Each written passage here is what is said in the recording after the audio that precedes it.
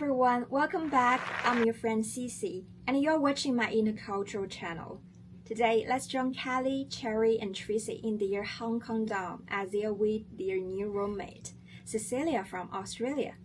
To pass the time, the girls share adventures from the Swiss Alps to New Zealand, stories that reveal the fascinating world of culture shock, adaptation, and personal growth. Together, we'll explore a universal question using acculturation theory. How can you adapt to a new culture without losing your true self? By discovering how cross cultures transforms our identities, I hope their experiences will also give you some practical tips for navigating your own intercultural encounters. Ready? Let's begin! Hey guys! Today we will have a new roommate. She's an exchange student from New Zealand. Oh, really? I wonder if she will be so nervous. As I remember, I was extremely nervous when I first attended the lecture in Switzerland. Why? Well, I remember my friend and I arrived 15 minutes earlier, but when we got there, the students were already seated, and even the teacher, they already finished grouping everyone for their assignment. Wait, what? That's so different from here. 15 minutes early is basically on time. Yeah, exactly. So I was so confused and just sat there and pretending not to be noticed. And then I hope the lecturer will handle it. That sounds so Hong Kong. We are always waiting for the authority to take the lead. Yeah, exactly. So, but I remember around 2 Swiss students came to us and then said, oh, we can be one group.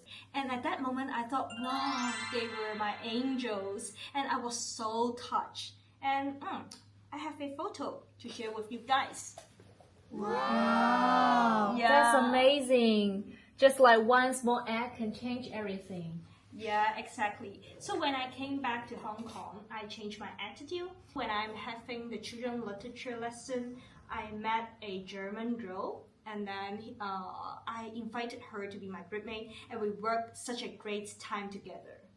That's such a great example of how people grow in exchanges. It's like your experience in Switzerland has taught you to be more inclusive back home. Yeah, exactly. And I also had another funny experience when I first met my neighbor called Nicholas.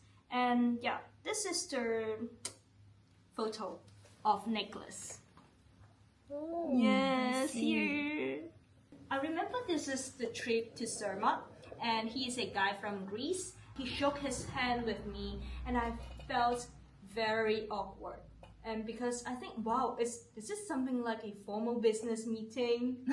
Oh no, I can already tell where this is going. Yeah, in Hong Kong, I remember we would never have any body touch with the stranger when we first meet. So when I shook my hand with him, I felt so awkward. But by the end of the exchange program, I just tried to hug another people, and I feel more natural by then.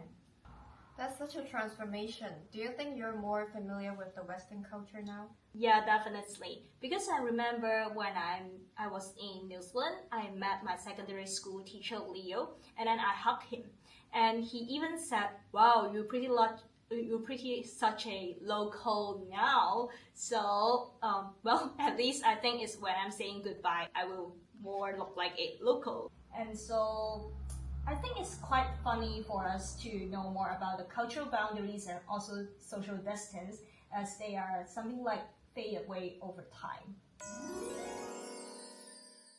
Hold up, let's pause right here. Kelly's journey vividly captures assimilation in acculturation theory. Assimilation occurs when an individual adopts the cultural norms of the host society over those of their original culture. Initially, she grappled with cultural shock, like discovering that being on time in Switzerland actually means arriving early, and that shaking hands with strangers could feel weird formal. But soon these new behaviors became second nature.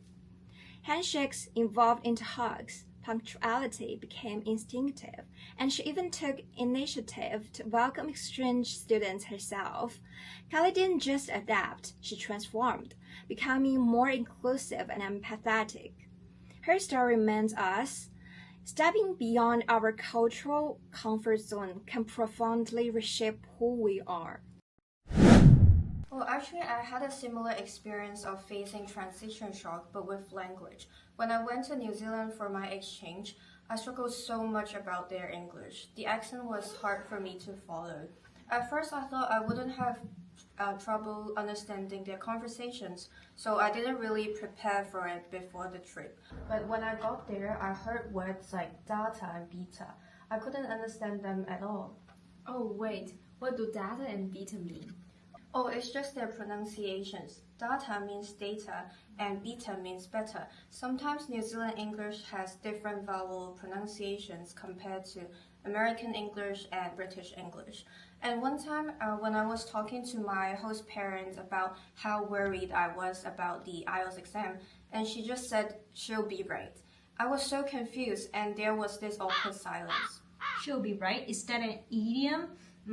I totally get that how awkward it can be if you can't follow what someone's saying. Exactly. But then I realized it will really help if you are not afraid to ask questions. Because after that silence, I just went ahead and asked my host parent what she meant by "she'll be right." And then she explained to me that it means it will be all right. So after that, I started to pay closer attention to every conversation around me. I even began jotting down notes about the new expressions I heard and then asked my host parents about them later. Oh, bingo, you are so smart. I think asking local for help is a great idea. And I think I should definitely try that if I ever find myself in a similar situation. Oh yes, actually I got another strategy that is suggested by a lecturer in New Zealand. It's to upload the new expressions onto a forum and then share them with my classmates who were from Hong Kong and were also on the exchange. So we'll make sentences with the new expressions and then receive feedback from the lecturer. So here is some feedback we got from the lecturer. For example, this writing is from one of my classmates, and she got the feedback that using another idiom, which is leaving it all on the mat, is better. It's really helpful, and we can all learn from each other. Wow, that's so awesome. Learning as a group is so motivating and efficient. I love that idea. Cherry, you said that you try to learn and use the New Zealand idioms, right? So what about their accents? Did you ever try to change your accents to fit in? Not really. Even though I learned that they pronounce data as data, I didn't attempt to change my accent because I feel like accent is a reflection of our identity and there is something valuable in that. It can show where we come from and who we are. But then one time I did use some New Zealand idioms with the New Zealanders in order to build rapport with them. I totally agree with you. Keeping your accent is like holding on to a piece of your culture. So it's so great that you could embrace the local language without losing your own identity. Okay, wait a second. Did Cherry just get completely baffled by data and beta?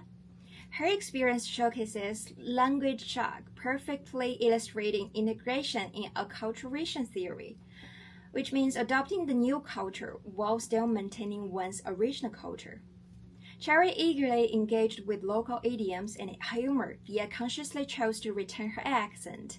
This deliberate decision reflects the concept of language maintenance, which refers to the continued use of one's native language despite pressure from a more socially dominant language. That accent is more than just speech. It's a meaningful connection to her heritage and identity. This careful linguistic balancing act reflects research highlighting that an integrated approach combining adaptation and language maintenance often yields the most positive outcomes for intercultural adaptation. Cherry is becoming bicultural, comfortable in both worlds, which shows how embracing a new culture can add to who you are rather than replace what you have. What we have discussed really reminds me of how we address people from different cultures.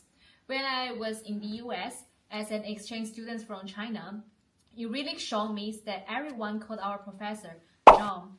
So at first it sounds disrespectful to me, so I kept adding professor to his name, and he looked at me like I was being overly formal. Same here. I had to get used to calling my boss by his first name during my internship. But when I came back to Hong Kong, I just couldn't imagine doing that to my Asian professors here. That's so true. When I was in Switzerland, I also noticed that too. And remember, our professor encouraged us to be more casual and open, and it was so refreshing. Yeah, so when I came back to the EDU in Hong Kong, where you may encounter professors from diverse backgrounds, I have really started to think about the email addressing problem. So for Asian professor, I would address them as Professor Do. But when I writing emails to professors from the US or Western countries, I would just prefer to call them their names.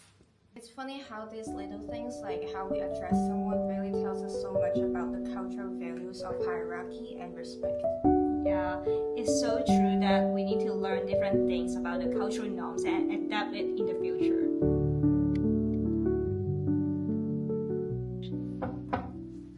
Hello everyone. I'm Cecilia from Australia. And here's the souvenir for you. Oh, thank you so much. Nice to meet you. Nice to meet you. I'm Kelly. Kelly. I'm Sherry, nice to meet you. Tracy, nice to meet you. By the way, Cecilia, we are studying English education for primary students. Which major are you in? Oh, I'm the same major with you. Oh wait, I think we will have a pedagogy course 15 minutes later. Oh, is that course taught by Oliver, I think? Because I saw the name on Moodle. Yes, but we can address him as Professor Lee, because he is an Asian professor. It's just a way of addressing different people from different cultures. Okay, I got you. So let's go. Yeah. Yes, let's go. Hold it right there. In fact, in more hierarchical cultures, titles and honorifics are important, whereas in more egalitarian cultures, many view formal titles as unnecessary. By navigating this difference during the integration stage, Tracy discovered underlying cultural concepts of hierarchy, familiarity, and respect that vary across cultures. She didn't reject these differences or abandon her values. Instead, she mastered the subtle skill of interpreting social cues, recognizing when informal dress was acceptable and when formality was expected. Tracy's adaptability shows intercultural sensitivity isn't just about following etiquette. It's understanding the deeper values behind the social norms, allowing her to effortlessly bridge cultures without compromising respect or identity. These experiences vividly illustrate that intercultural learning happens every day through greetings, linguistic adjustments, and classroom norms. Culture shock isn't always dramatic. It often appears subtly, challenging us to adapt incrementally without sacrificing our core selves. However, as recent research notes, there remain discrepancies between theoretical directions and real-world applications in acculturation research, emphasizing the need for deeper, context-sensitive explorations of these intercultural experiences. Through today's shared stories, we see theory become tangible, nuanced, and deeply personal. Intercultural competence thus grows from the courage to embrace the unfamiliar while genuinely staying true to ourselves. Thank you for watching today's video. See you next time.